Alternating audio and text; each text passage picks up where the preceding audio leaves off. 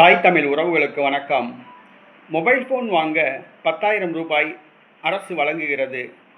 Mobile phone வாங்க 10,000 ரூபாய் அரசு வழங்குகிறது என்ற தலைப்பில் இந்த காணொளியை நாம் காண்கின்றோம்.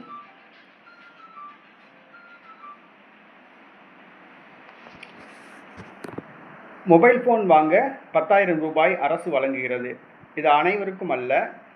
தமிழ்நாடு மின்சார வாரியத்தில் மாதாந்திர மின் கணக்கீடு செய்பவர்களுக்காக மின்சார வாரிய ஊழியர்கள் வீடுகள் தோறும் சென்று 1 முதல் 15 தேதிகளில் மின் கணக்கீடு செய்வார்கள்.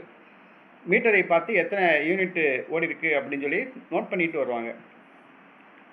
இப்போ மின்சார வாரியத்தில் ஆப்ஸ் செயலி அறிமுகப்படுத்தியிருக்காங்க. இந்த பணிகளை துல்லியமாக, விரைவாக, தெளிவாக முடிக்க வேண்டும் என்பதற்காக. ஆக டிஜிட்டல் முறையில் இந்த பணிகள்லாம் மேற்கொள்கிறாங்க.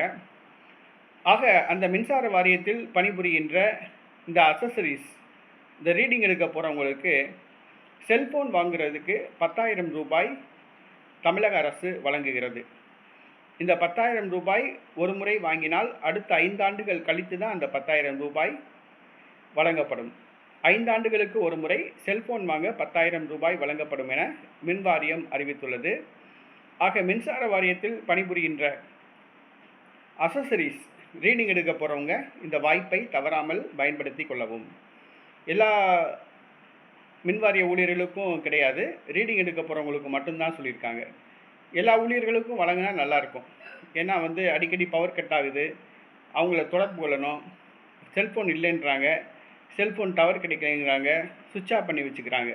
ஆகவே மின்வாரிய ஊழியர்கள் அனைவருக்கும் தமிழக அரசு செல்ஃபோன் வாங்க 10,000 ரூபாய் வழங்கினால் நன்றாக இருக்கும்.